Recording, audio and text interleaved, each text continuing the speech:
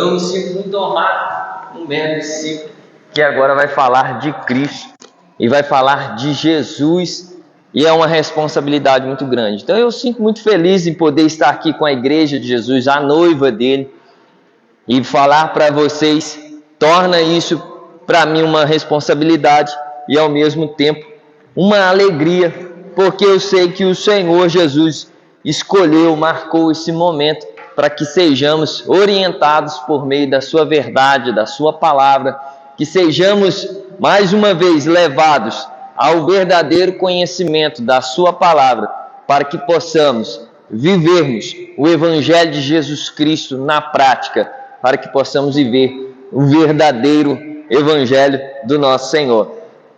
Agradecer ao pastor Lucas, obrigado pela oportunidade que nos dá, pelo convite, estarmos aqui.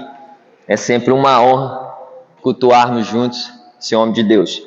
Queridos, vamos ler. Leremos aqui em João, capítulo 3. Vamos ler aqui alguns versos.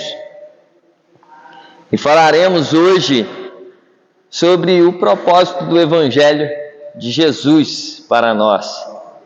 Teremos aqui mais uma vez um aprendizado orientados pelo Espírito Santo.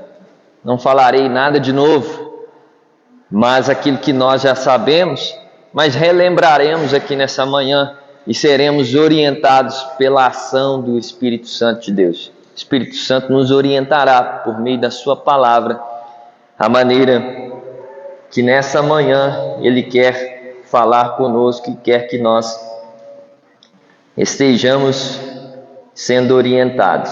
Eu gosto sempre de usar aqui a versão do aplicativo Viva, na versão Viva, talvez vai dar uma diferença, mas é bem compreensível. A partir do verso 1 vai dizer assim: uma noite, um líder religioso judaico chamado Nicodemos, membro do grupo dos fariseus, veio fazer uma visita a Jesus. Verso 2: Senhor, disse ele, todos nós sabemos que Deus enviou o Senhor para nos ensinar. Os seus milagres são uma prova suficiente disso. Jesus respondeu: com toda a sinceridade que tenho, digo-lhe isto: se você não nascer de novo, nunca poderá entrar no reino de Deus. Nascer de novo? Exclamou Nicodemos. Que quer o Senhor dizer? Como pode um homem velho voltar para o ventre da mãe e nascer outra vez? Jesus respondeu: o que eu lhe estou dizendo tão sinceramente é isto: se alguém não nascer da água e do Espírito, não pode entrar no reino de Deus. Os homens só podem reproduzir a vida humana, mas o Espírito Santo dá a vida nova do céu. Queridos, a partir desse texto, quero fazer uma reflexão com vocês. E para começarmos essa reflexão, eu gosto sempre de usar uma pergunta para nós fazermos para nós mesmos e refletirmos. E aí podemos olhar e pensar: com quem nós parecemos? Quando estamos em comunidades, ou talvez sozinhos, quem nós revelamos? A nossa personalidade, o nosso ser, as nossas ações, as nossas atitudes, revela o quê? Para mim mesmo e também para o outro, para aqueles que estão próximos a mim, para com as pessoas que eu convivo no meu dia a dia. Como eu me comporto, como elas veem a minha pessoa, como as minhas ações para com a minha comunidade, como elas são, o que elas refletem. A partir dessa pergunta, e fazendo essa pergunta bem reflexiva, porque é interessante a gente fazer essa análise sempre. Como eu estou? Como é a minha vida no dia a dia? Porque se fomos chamados a sermos testemunhas de Cristo, e se usamos esse nome de discípulos de Jesus, e de cristãos, será que realmente toda a nossa caminhada, a nossa vida, poderá ser vista como um verdadeiro cristão? As nossas ações, as nossas atitudes? E aí Jesus agora nessa conversa com Nicodemos, ele fala sobre um novo nascimento. Quando Nicodemos está ali diante dele e vai falar que ele é o Senhor vindo do céu, eu acho interessante que ele usa algo para justificar que Jesus é o Senhor, que é o Mestre, que está vindo do céu. O que ele usa? Os milagres. Ele fala, porque nós vimos os milagres que você faz. Nós temos visto as grandezas, as manifestações por meio das suas ações. Jesus ressuscitava mortos, levantava paralítico, era sensacional isso, né? Paralítico levantando, cego enxergando, os demônios sendo expulsos, as pessoas se admiraram disso. E aí Nicodemos, na visão dele, ele enxerga que Jesus é Senhor, que é Mestre, que é vindo dos céus, talvez baseado nisso, pelas ações que Jesus realizava por meio dos milagres. Aí Jesus dá uma resposta para ele. Eu acho interessante isso aqui, que Jesus fala, é como se Jesus dissesse para ele, os milagres não revelam quem eu sou. O que eu faço de milagres, as operações dos milagres, não está revelando verdadeiramente que eu sou o Mestre, o Filho de Deus, mas é quem verdadeiramente eu sou em essência. É Jesus dizendo para ele, Nicodemos, espera aí, meu. Tem algo muito mais profundo do que os milagres. Tem algo que vai muito mais além do que as manifestações explosivas que o nome de Jesus pode causar. As manifestações grandiosas que o Evangelho pode realizar. As consequências que este Evangelho pode trazer, que são esses milagres, essas manifestações dos dons do Espírito. Jesus está dizendo para ele, tem algo que vai muito mais além. E é esse além, é esse algo profundo que eu quero que você entenda. Existe um novo nascimento. Ele fala com Nicodemos, Nicodemos, é necessário nascer de novo. Ninguém verá o reino de Deus se não nascer de novo. Só enxergar os milagres não nos faz chegar no reino de Deus. Só termos os milagres, as bênçãos, as maravilhas, não quer dizer que nós estamos vivendo o reino de Deus em essência, em profundidade. Não quer dizer que nós estamos vivendo o principal propósito de Deus para a nossa vida aqui na terra. E aí ele, começando a falar desse novo nascimento, gera uma outra pergunta para nós. Mas por que nascer de novo? Qual a necessidade, então, desse novo nascimento? Se ele fala de um novo nascimento, é porque já teve um primeiro, já teve um antigo nascimento. Ele está falando de um novo. Então a gente pressupõe o seguinte, poxa, tem um novo, tem um velho. E aí, partimos dessa ideia, que só existe uma necessidade de ter um novo nascimento, porque o velho nascimento, ou o primeiro nascimento que seja, o outro nascimento que ocorreu, teve um problema, teve uma dificuldade. E aí, a partir disso, Jesus começa a trazer para nós um excelente, um grande ensino, que vai trazer o cerne do Evangelho de Jesus para nós. Qual foi então esse problema? Romanos capítulo 5, vou usar aqui, que é mais rápido, 5:12, vai dizer assim, quando Adão pecou, o pecado entrou na raça humana inteira. O pecado dele espalhou a morte pelo mundo todo, de modo que todas as coisas começaram a envelhecer e morrer, porque todos pecaram. Então a gente identifica aqui o problema. O problema desse nascimento começou em Adão.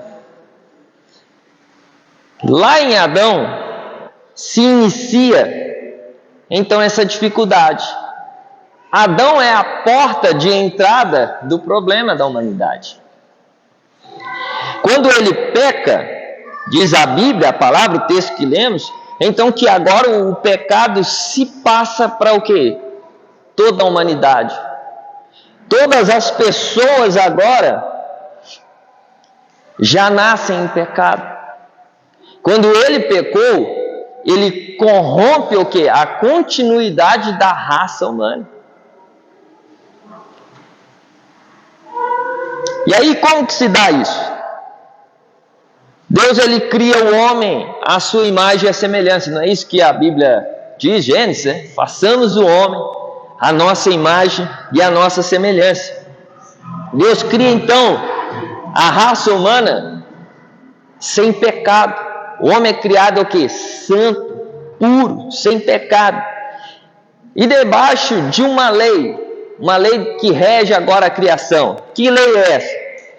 Que cada espécie reproduzisse então agora outros da sua mesma espécie. Gênesis 1:28, Deus vai dizer para o homem e para a mulher: multiplique-se, façam outros parecidos com vocês. Então existia essa lei. Ao criar, Deus agora cria uns seres, protótipos, matrizes, e que a partir desses seres, Deus não cria ali aquele monte de animal, aquele monte de gente, aquele monte de... Não, Ele cria um par ali, talvez de animais, cria as plantas, vegetações, e a partir daquelas criações é que surgirão as outras. Ou seja, haveria multiplicação. E não é diferente com a raça humana. Ele criou Adão, criou Eva e agora existe a lei. Reproduzam. Crie outros seres parecidos com vocês. Lembrando que quando Deus cria Adão e cria Eva, Ele cria um ser parecido com quem? Com Ele mesmo. Ele criou um ser agora que era a imagem e a semelhança dele. E aí, debaixo dessa lei, Deus espera então que todo ser humano que viria, que havia de vir a partir então do casal Adão e Eva, fosse o quê? Parecido com ele. E aqui está o propósito da criação. O propósito da criação de Deus, ao nos criarmos, ao criar a raça humana, é que fôssemos filhos parecidos com ele. Efésios, vamos lá.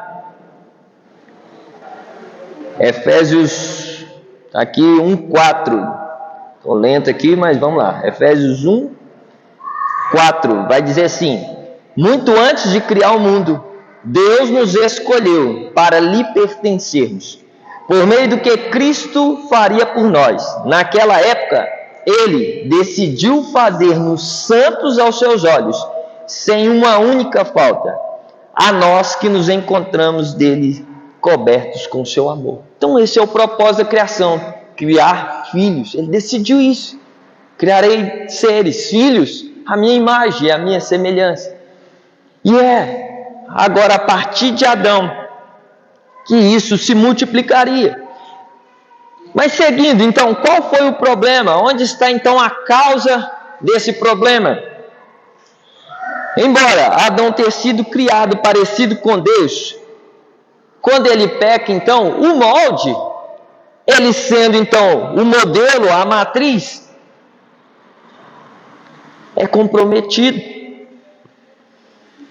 Ele, por ser esse protótipo que deveria produzir outros, agora está o quê? Corrompido.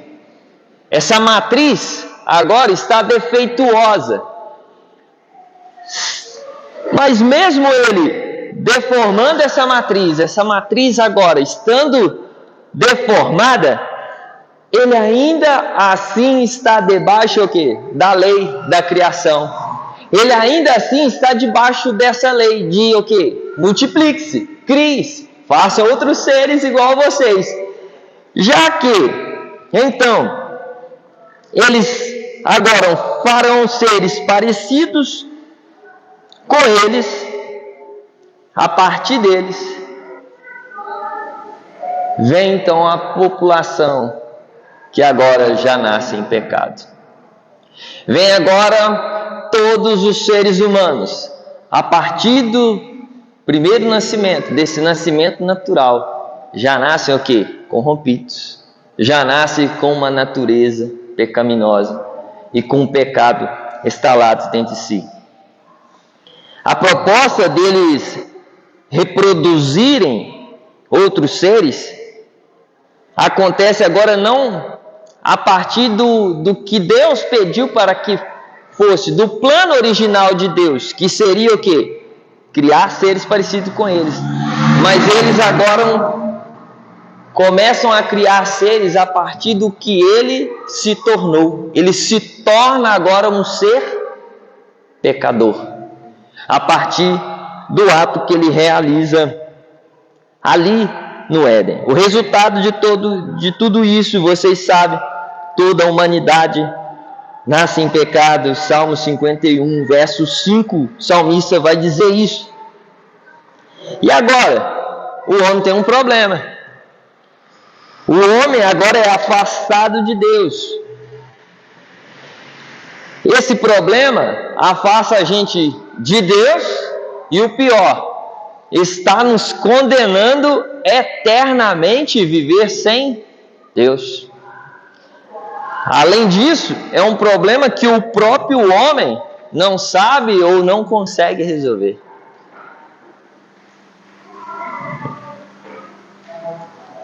Aí começamos a olhar e a enxergar que esse Deus que é lindo e maravilhoso, ele poderia ter tomado outras decisões. Mas ele não abre mão do propósito original, que é o propósito da criação. Voltando atrás, qual o propósito da criação? Fazer filhos parecidos com ele, santos, puros. E aí ele decidiu, não vou abrir mão do meu propósito da criação.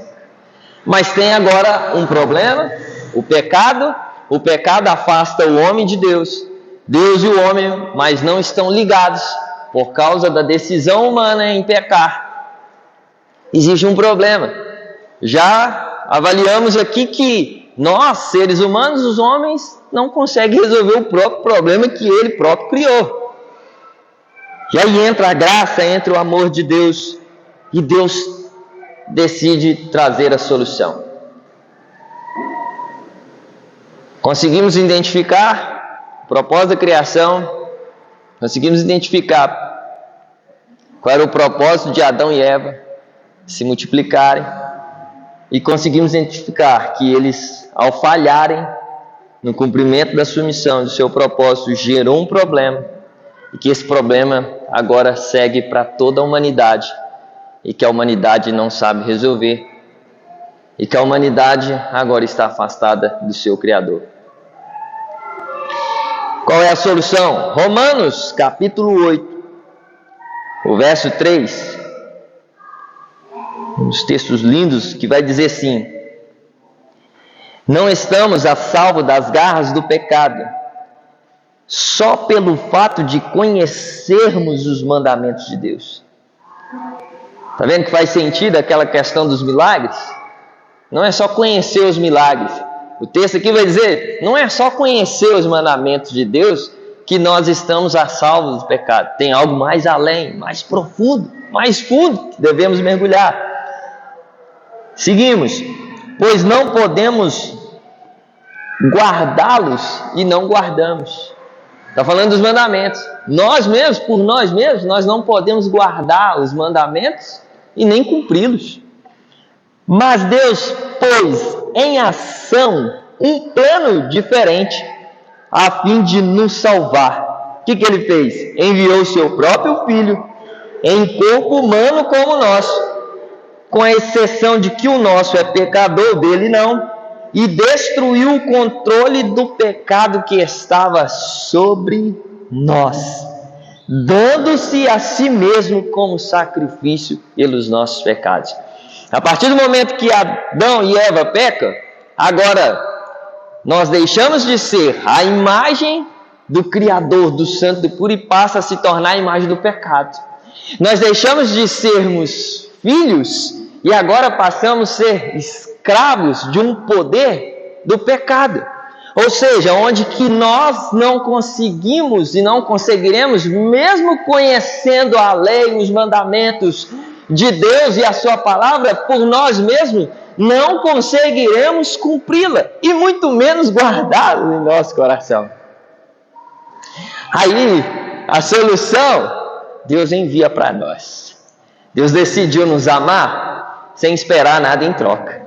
Deus decidiu te amar, decidiu me amar sem a gente merecer. Isso é amor. Aqui está o princípio do que é amor. Amor não é aquela paixão que a gente sente pelo outro quando se conhece aquele amor, aquela paixão, os casais, né?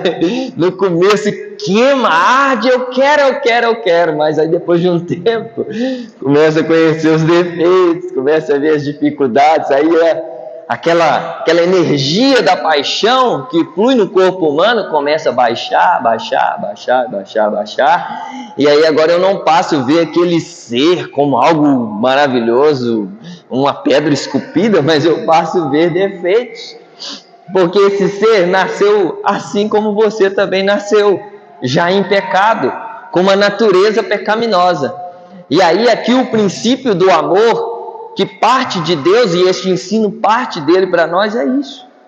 Nós éramos seres agora com pecados imperfeitos, não tínhamos o que fazer para solucionar as nossas dificuldades e os problemas, e Deus decidiu, independente do que eles fizeram, independente dos erros deles, independente da ação dele em fazer aquilo que não era para fazer, eu vou resgatar a vida deles e vou fazer com que eles sejam novamente a minha imagem e a minha semelhança.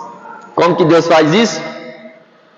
O pecado agora, ele está na carne, está no corpo.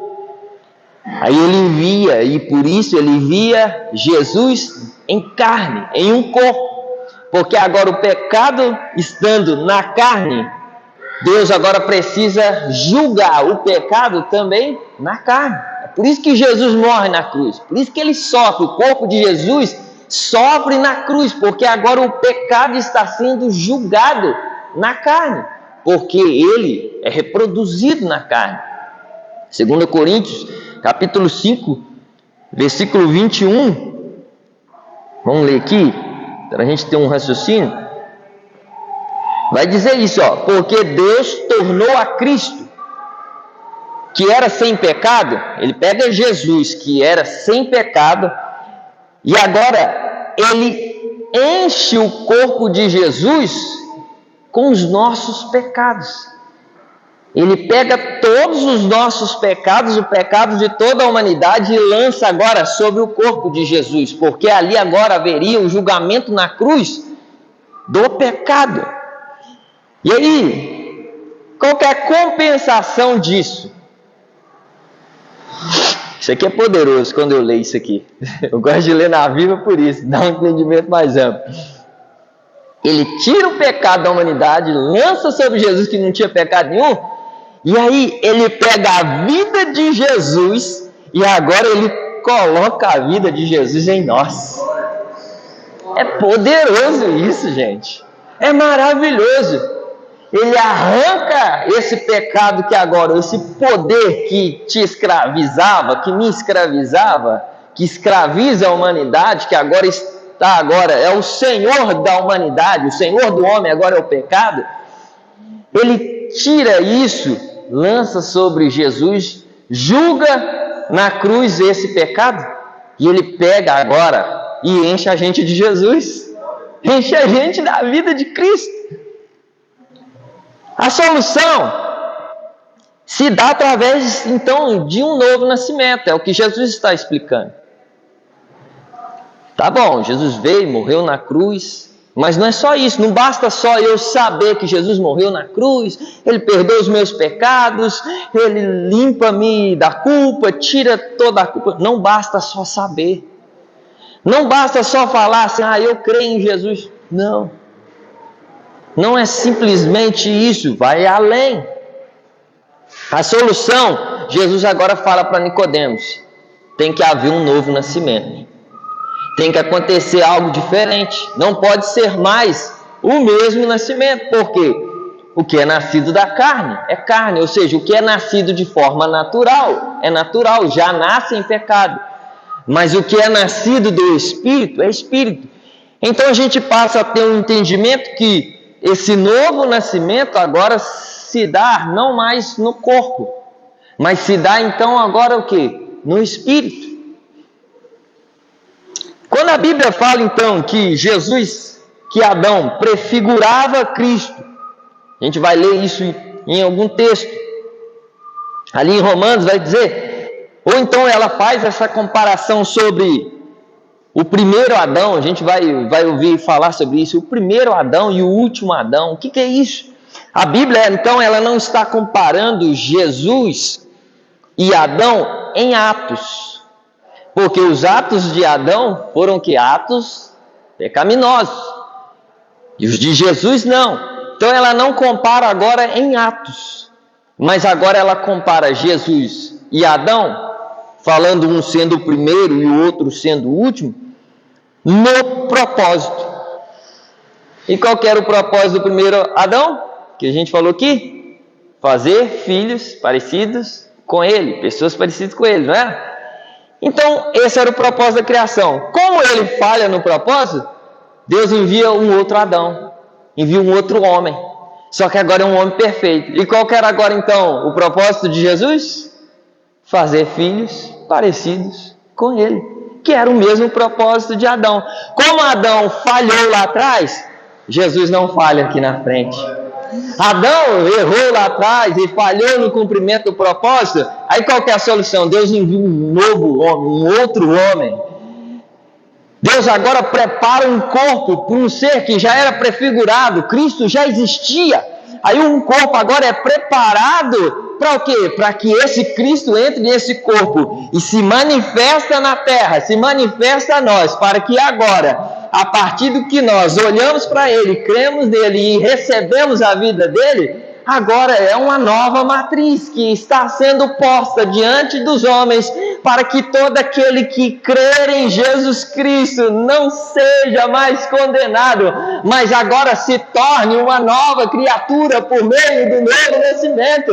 Agora Adão lá atrás pecou e errou e fez milhares e milhares de seres humanos defeituosos, mas a partir da ação de Cristo e da matriz chamada Jesus, todos os seres humanos têm condições de se tornarem filhos de Deus, porque todos que creem, recebem Jesus Cristo, Deus deu-nos o direito de se tornar filhos dele. Isso é maravilhoso.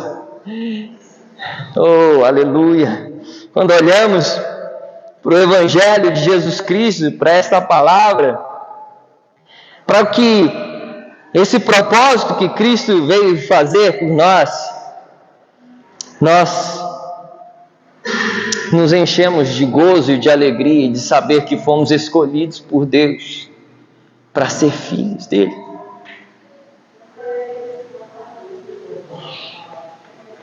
Cristo, então, Ele oferece agora esse novo nascimento. Ele vem trazendo esse novo nascimento. E aí a pergunta, o que é esse novo nascimento? Esse novo nascimento é um recebimento, então, de uma nova natureza. Se tínhamos, ou se temos, melhor dizendo, a natureza pecaminosa que herdamos, nosso irmão Adão, a partir então agora desse novo nascimento, é gerado uma nova natureza. 1 Pedro, capítulo 1, o verso 23, vai dizer assim: porque vocês têm uma nova vida ela não foi transmitida a vocês por seus pais, pois a vida que os nossos pais, os nossos antepassados, Adão, nos deram, ela se desvanecerá. Essa nova vida durará para sempre, pois provém de Cristo, a mensagem sempre viva de Deus aos homens. Ainda temos essa natureza velha dentro de nós. Um dia desvanecerá, acabará. Mas esse novo nascimento, ou essa nova vida que recebemos, ela é eterna. Ela permanecerá. A natureza de Deus que nós recebemos, ela nos leva a dizer não ao pecado. 1 João, capítulo 3, verso 9, vai dizer assim: a pessoa que nasceu na família de Deus não faz do pecado um costume, porque agora a vida de Deus está nela, e portanto ela não pode o quê? Continuar pecando, pois esta vida nova nasceu dentro dela e agora é a que domina. Ela nasceu de novo. Outrora, então, quem que nos dominava? A velha natureza. Só que agora, a partir do novo nascimento que acontece no Espírito, nós recebemos então uma nova natureza. Existia em nós agora duas naturezas, porque essa velha ainda não saiu, mas existe agora uma nova. A obra de Jesus na cruz, queridos, ela está muito além somente do perdão dos pecados. Nós, com isso, não estou negando, ou nós não estamos negando aqui, que não é válido o perdão dos pecados. E sim, a sua morte na cruz trouxe para nós o perdão dos pecados, tirou esse peso, a culpa que estava sobre os nossos ombros e nos deu a salvação. Mas, como eu estou dizendo para vocês, vai muito mais além disso. E é esse entendimento que o Espírito Santo quer que nós tenhamos, porque por muitas das vezes nós ficamos na igreja séculos, tempos, e parece que a gente só foi salvo, só perdoou os nossos pecados, tirou a culpa e está tudo certo. Não, você foi chamado, querido. Nós fomos chamados para revelar a vida de Cristo, para ser a imagem de Jesus nessa terra. E só tem como eu ser testemunha dele se eu revelar a imagem dele. Não tem como eu ser testemunha de algo ou falar de algo que eu não vivo. Por muitas das vezes podemos fazer isso e fazemos bem, falar de algo que nós não vivemos. É fácil, falar é fácil. Eu subo aqui e falo, e quem tem habilidade para falar, falará. Mas não é esse o propósito do Evangelho. Não é isso que Cristo quer quando Ele diz aos seus discípulos: ser-me-eis testemunha até os confins da terra.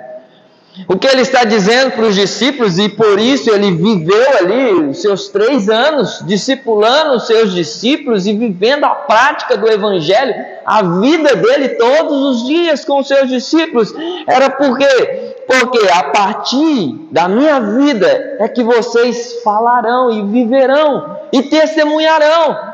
Ou seja, quando os discípulos saíam falando de Jesus, eles podiam dizer: nós vivemos isso com Ele. Nós estávamos lá quando isso aconteceu. Eu vivi isso. Quando os discípulos testemunhavam sobre Jesus, eles podiam dizer isso: a vida de Cristo está em nós. É essa vida que eu vivo. Quando Jesus fala ali para a mulher samaritana, é interessante que ela sai depois ali em Samaria, avisando: vem ver, eu encontrei o mestre, viu o cara que revelou minha vida. Aí vai aquela multidão de gente, os homens da cidade, deixam lá, vamos lá ver quem que é esse cara. Aí depois tem um texto que eles falam assim para ela, é um texto muito, muito importante, muito legal. Aqui, agora a gente não conhece mais ele, porque você disse, mas é porque nós tivemos esse contato com ele, nós agora o conhecemos. É isso. A gente não vive mais falando de Jesus porque alguém contou uma história para nós, ou porque a gente leu a Bíblia toda. Não, eu li tudo, sei tudo, agora eu vou falar. Não. A gente fala de Jesus porque a vida dele está em nós. A gente prega esse Jesus porque agora a natureza dele, a vida dele, a imagem dele está aqui. E é aí que nós refletimos Cristo nas nossas ações, no nosso dia a dia e na nossa vivência diária. A obra de Jesus Cristo está muito além de somente o perdão. A cruz, o sacrifício de Jesus na cruz vai muito além. A dor que ele sofreu, tudo isso vai muito além de simplesmente estou salvo, estou perdoado, estou sem culpa. A essência do Evangelho é a reprodução da imagem de Cristo em nós. Romanos 8, 29. Romanos 8, 29. Vai dizer assim, desde um princípio de tudo, Deus decidiu que aqueles que fossem até Ele, e no decorrer dos tempos, Ele sabia quem iria. Aí o texto diz assim, se tornassem semelhantes ao seu Filho, de tal modo que seu Filho Jesus fosse o primeiro, e depois nós, os irmãos. 1 João 2,6. Tem vários textos aqui, mas vamos ler pelo menos uns 3, para a gente entender que esse é o propósito de Deus. 1 João 2,6. Qualquer um que diga que é um cristão deve viver como Cristo viveu. 1 Pedro 2,21. Esses textos refletem que nós devemos ser o quê? A imagem de Cristo. Esse é o propósito. 2,21. Este sofrimento todo é uma parte da obra que Deus lhe deu. Cristo, que sofreu por vocês, é o seu exemplo. Então, sigam os seus passos. Todo o propósito, toda a essência do Evangelho é que nós sejamos o quê? Iguais a Jesus, parecidos com Ele. Esse é o propósito do Evangelho. Não adianta, querido, nós falar, sou crente, sou cristão, sou evangélico, tem tanto nome bonito aí para dizer. Se a imagem do dono do Evangelho, do autor do Evangelho, não estiver aqui em nós, não adianta. Você poderá falar, sou crente, sou da igreja wesleyana, Paulo VI, bonito, né? Wesleyana, Paulo VI, central. Não adianta nada.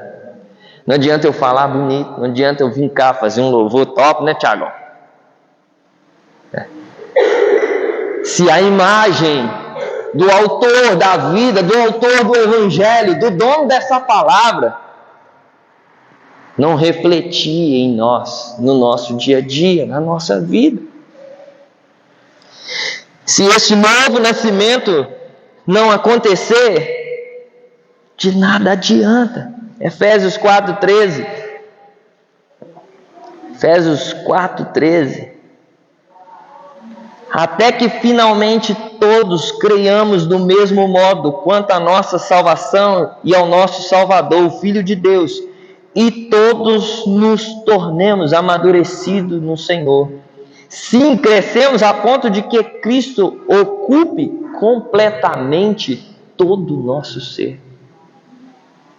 Quer dizer que nós vamos chegar na igreja hoje e a gente está tudo bem, tudo maravilhoso? Não. Quer dizer que eu entreguei a minha vida a Jesus, eu aceito a Jesus, eu reconheço Jesus como Senhor e Salvador da minha vida. Que amanhã eu já estou igualzinho a Jesus? Não. Mas Jesus vai nos ensinar sobre a fé. E quando Ele fala sobre fé, ele não está falando sobre, quando ele fala grande é a sua fé, ou pequena é a sua fé, ele não está falando sobre tamanho de fé. Sua fé é bem pequenininha, a sua é grande. Não, ele está falando sobre o desenvolvimento da fé. Quando nós entregamos a vida a Cristo, talvez a nossa fé ainda é pouca. Talvez a gente tenha fé o suficiente só para levantar a mão e dizer ali por meio, talvez até de uma emoção, não, eu entrego a vida a Jesus, porque às vezes sua vida está muito ruim, o sofrimento está muito ruim. Aí a gente fala, eu quero Jesus, porque alguém falou, Jesus é a solução, vem para Jesus e acaba seus problemas. Opa, claro. Mas a sua fé não está amadurecida o suficiente para entender ou para ser como Cristo é. Estou saindo aqui, né? Para ser como Cristo é. E para cumprir, para viver esse propósito do Evangelho, que é ser igual a Ele.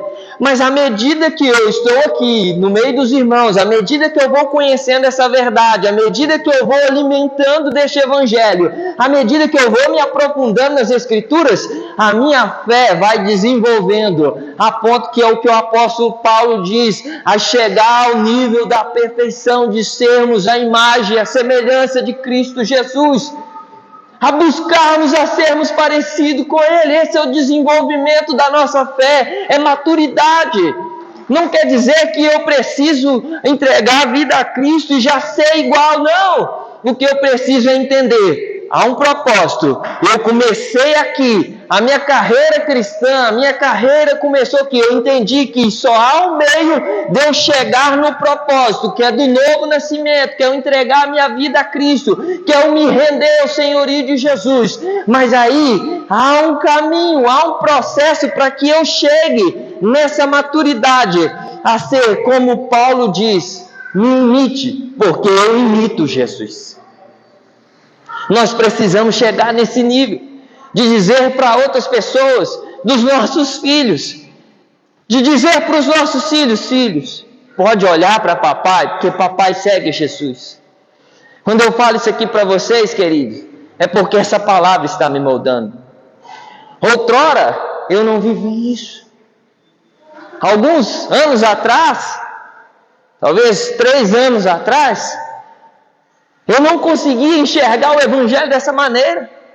Para mim era poder, era fogo, era expulsar os demônios, era milagres, era isso. Como Nicodemos enxergou em Jesus, era o que eu conseguia enxergar. E sendo há tanto tempo da igreja, ia vivendo há tanto tempo no meio evangélico, mas o que me atraía, o que fazia com que os meus olhos brilhavam eram os milagres. Era o que fazia com que eu enxergasse que Jesus era o Senhor da minha vida. Mas as minhas ações, e principalmente dentro da minha casa, não revelavam esse Jesus grandioso e poderoso. Até que vem a destruição. 2 anos e meio atrás, quando a minha casa desaba, eu tomei uma decisão. Eu não prego mais, não falo mais. Quem conheceu aí, eu nos tempos passados, sabe o tanto que eu gostava de evangelismo, sabe o tanto que eu saía para rua, eu não parava dentro de casa. Minha vida, quando eu estava de folga, era programar um evangelismo. Por resto, quando nós já tínhamos rodado Lafayette inteira, o Gerson falou, vamos agora para as outras cidades, vamos rodar Minas Gerais? Porque Lafayette já não está dando certo mais, eu já rodou Lafayette tudo. A gente ficava procurando, tem que sair, tem que pregar, tem que expulsar demônio, tem que curar os demônios, tem que curar os enfermos, tem que fazer, tem que realizar, visitar, ir no monte, era aquele tanto de coisa. Mas a minha casa sucumbiu. E aí, quando sucumbe, quando as pessoas que eram mais próximas de mim falavam comigo, cadê esse Jesus que você prega? Cadê esse Jesus que você fala tanto que ama, mas não estou vendo esse amor aqui dentro? Cadê esse Jesus que você fala tanto que você prega lá, que ama as pessoas, mas eu não consigo enxergar? Os meus filhos não enxergaram esse Jesus em mim. As pessoas que estavam comigo no dia a dia não enxergavam dentro da minha própria casa. Na rua, sim, por todo lado que eu ia, Ismael tinha um bom nome.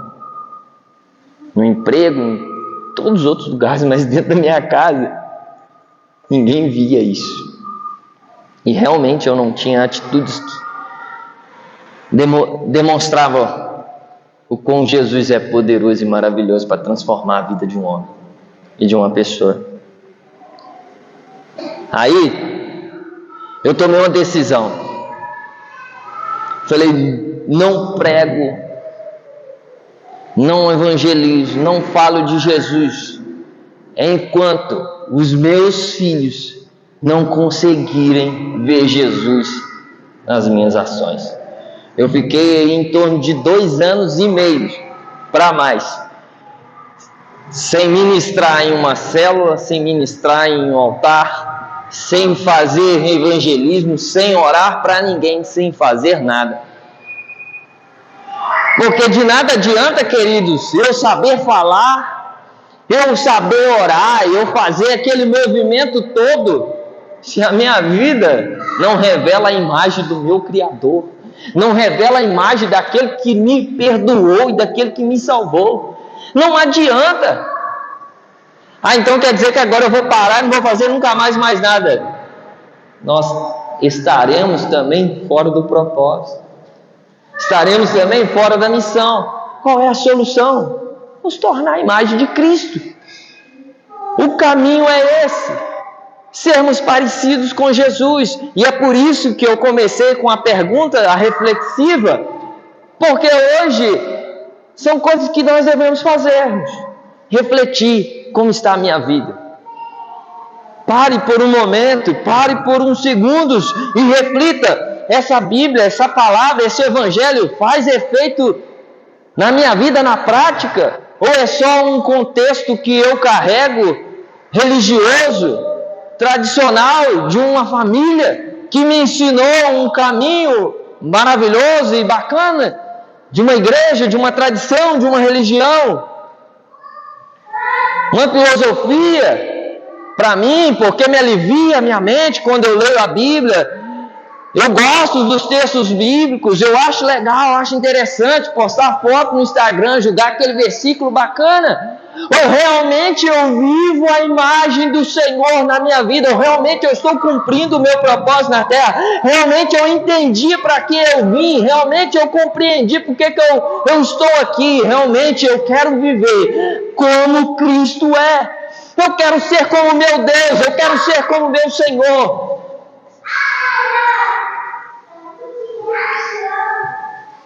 Eu só voltei a ministrar, queridos, depois que um dia a minha filha, minha própria filha, chegou para mim e falou: pai, o senhor está diferente.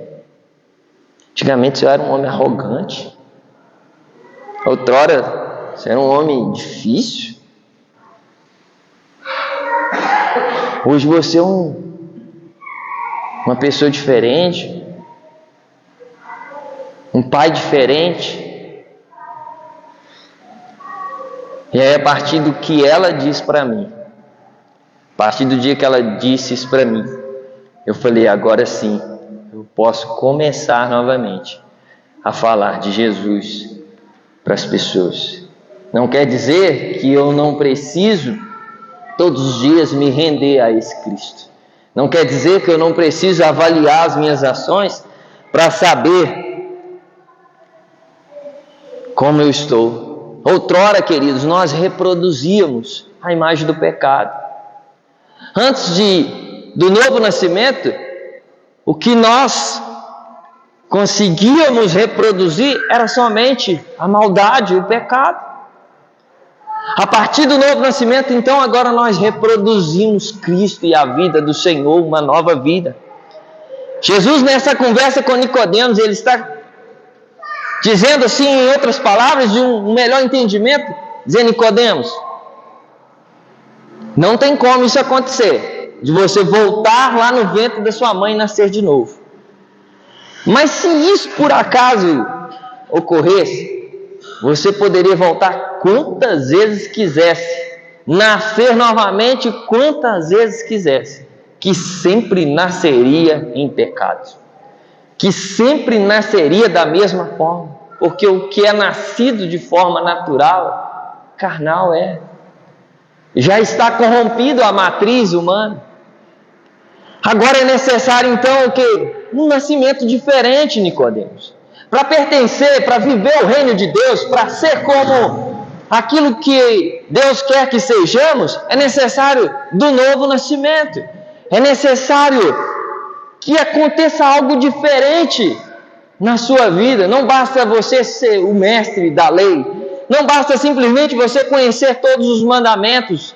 Não basta simplesmente, Nicodemos, você olhar e enxergar e ver que os milagres são belos. É necessário uma nova vida, nascer da água, nascer do Espírito. É necessário que o seu espírito que está morto, que não conecta mais com o Criador, com o Pai, reaviva, se desperte. E aí, querido, para mim encerrar e nós encerrarmos e orarmos, nós precisamos atentarmos para algo. Aprendemos aqui por meio da palavra sobre a matriz que foi corrompida, sobre o problema que foi criado, sobre o amor de Deus, que independente do problema, Ele nos amou e enviou a solução. Sobre que a solução está no novo nascimento e que esse novo nascimento se dá por meio de Cristo.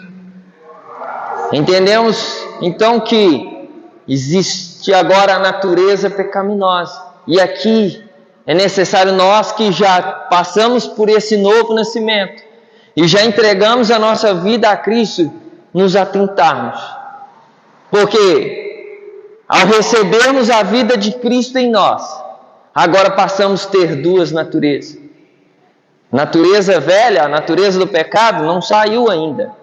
Ela está aqui, dentro de nós. O Espírito que reviveu, que agora é a nova natureza, que é a vida de Cristo em nós, ele está dentro de o quê? De um corpo pecador, corrompido. E agora então há uma luta entre o quê? Que Paulo vai falar, Gálatas 5, vai falar sobre a luta entre a carne e o Espírito. Aí talvez alguém possa pensar, então não adianta. Não adiantou então Jesus morrer. Por quê? Se a velha natureza não saiu. Mas pense, outrora você, nós, eu, só tinha a velha. A gente não tinha opção. A gente era escravo e pronto do pecado. O que dominava a nossa vida era o poder do pecado. E ainda em cima, o diabo. Além do poder do pecado escravizar, o diabo aproveitou disso, o oportunista, e veio em cima. Ainda tem diabo em cima ainda, pelo amor de Deus. Hein? Pecado te escravizando e o diabo em cima ainda. Aí agora, quando nós entregamos a vida a Cristo e pelo novo nascimento, você não tem agora somente a natureza do pecado. Agora você tem a natureza de Cristo, que subjuga a natureza do pecado. Agora você tem Cristo que habita dentro de você, que é maior do que o seu pecado, que é maior do que a sua fragilidade, que é maior que Satanás, que é maior que os demônios, que é maior do que os problemas, que é maior do que as dificuldades que aparecer diante de ti. Existe um ser que habita dentro de você, que é maior do que tudo, que está à destra de Deus, que é o próprio Senhor, e que domina todas as coisas, que todas as coisas estão debaixo da sua autoridade. Ele diz, toda autoridade, todo domínio, todo poder foi me dado nos céus e na terra. Quem mora dentro de você, quem mora dentro de nós, quem está dentro de nós, é aquele que tem todo o poder. Queridos, não quer dizer que a gente então não tem mais desejo pelo pecado. Isso é balela, isso é mentira. Se alguém falar para você que agora você não tem mais nenhum desejo pecaminoso, isso não existe. Porque a natureza pecaminosa está aí dentro. O que agora eu tenho agora entendimento, eu tenho agora a graça. Eu sei agora que além desse desejo pecaminoso, que pode sim me levar a uma destruição e uma condenação eterna, eu tenho agora a vida, eu tenho agora a graça, eu tenho agora a satisfação, eu tenho agora alegria, eu tenho agora amor, eu sei agora como vencer o pecado, eu tenho condições agora de romper com deste pecado. Eu tenho condições agora de viver uma nova vida. Eu tenho condições agora de andar numa vida diferente. Eu tenho condições de ter uma vida em abundância. Eu tenho condições de viver uma vida sem culpa. Eu tenho condições de que mesmo que em algum momento eu me ceda ao desejo pecaminoso, eu tenho um advogado que é Cristo, aquele que me justifica, aquele que me perdoa, aquele que me limpa, aquele que tira de mim o desejo, aquele que tira de mim a vontade de viver a vida do pecado e coloca em mim a satisfação, o prazer, a alegria de viver uma vida com Ele, de andar com Ele, de estar com Ele todos os dias. O prazer por Cristo é muito maior do que o prazer pelo pecado.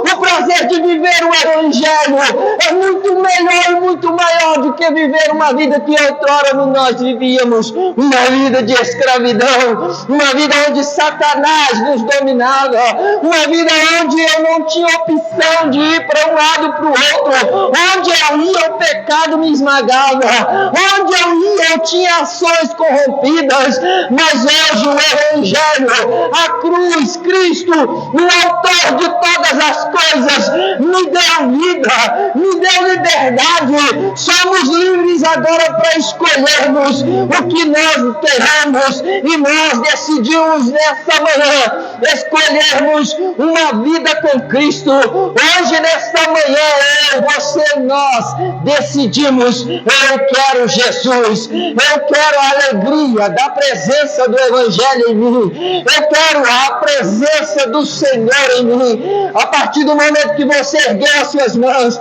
a partir do momento que você decidiu: Jesus é o Senhor da minha vida, você decidiu viver livre e liberto de toda a escravidão do pecado. Por isso, interaja com essa graça, se rende, seja intensivo em buscar a Cristo, seja agora aquele ser que se rende, se entrega ao senhorio e à liderança do Espírito Santo. Querido, não tem pecado maior do que o poder de Jesus. Não tem dificuldade que é maior do que a graça de Cristo por nós. Qual é a dificuldade? O maior problema já foi resolvido. Agora o que nos resta, o que nos cabe, o que está disponível a nós é toda a graça de Deus. Diante de qualquer dificuldade, angústia, desejo pecaminoso que você sentir, não se renda, não se deprime. Não acho que o Evangelho é um peso, não acho que é muito pesado viver isso. Não desista. Não diga: vou desistir, vou voltar atrás. Não. O que você precisar, tem um Pai que já te amou. Ele nos amou primeiro. Ele não esperou você tomar a decisão de levantar a mão para te amar. Não. Ele te amou quando você ainda estava no pecado, na lama, na destruição. Ele te amou quando Ele decidiu na mente dele, no plano dele, enviar Jesus. Ali sim já se revelou a manifestação de amor. Antes mesmo do mundo ser criado, de todas as coisas, Deus já te amou e nos amou. E é por isso que nós, nesta manhã, estamos aqui. Por um momento, se renda a esse Cristo nesta manhã. Por um momento você pode fechar os olhos, ficar com os olhos abertos, da maneira que você quiser. Mas fale algo para esse Cristo. Quiser ficar em pé, sentado, é a maneira que você se sentir mais satisfeito com o seu Senhor. A gente não entregou a vida por medo do inferno. A gente não entregou a vida para Jesus por medo de não ser aceito pela sociedade. Não. A gente não entregou a vida a Jesus porque tudo já tinha dado errado. Alguém falou para nós que aqui era a solução. A gente não entregou a vida para Jesus para ser rico. Não.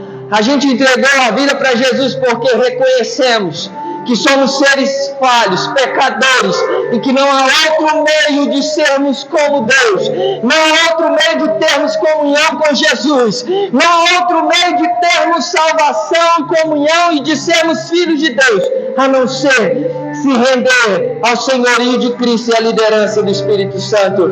Pai, nessa manhã, há pessoas aqui que se rendem ao Evangelho de Jesus Cristo. Há pessoas aqui, Pai, nós nos rendemos a este amor, ao amor do Senhor manifesto à sociedade, à humanidade, ao amor do Senhor manifesto a nós. Está explícito o teu amor a todos nós, está disponível essa graça a todos nós.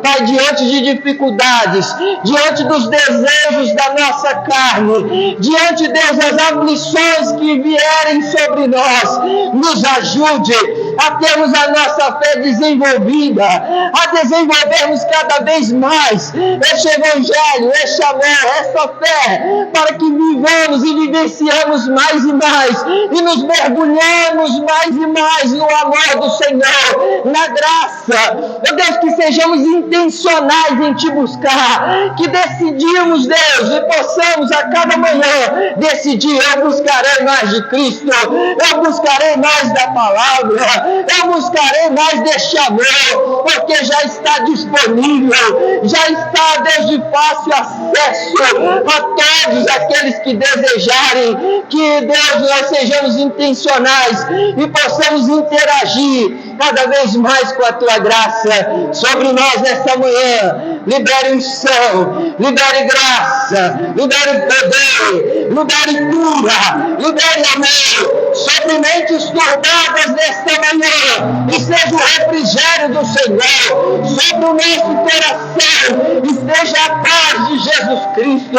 sobre, ó Deus, os corpos enfermos, esteja agora, ó Deus, o nome de Jesus sendo manifesto para curar as enfermidades, para libertar aquele que se sente oprimido, para, Deus, restaurar aquele que está, ó Deus, em falta, em nome de Jesus. Por meio desta palavra e deste Evangelho, é que a Tua graça está sendo derramada e, ó Deus, apresentada a nós nesta manhã. Te bendizemos e Te glorificamos em nome de Jesus. Amém, amém. Queridos, sejam abençoados e que podamos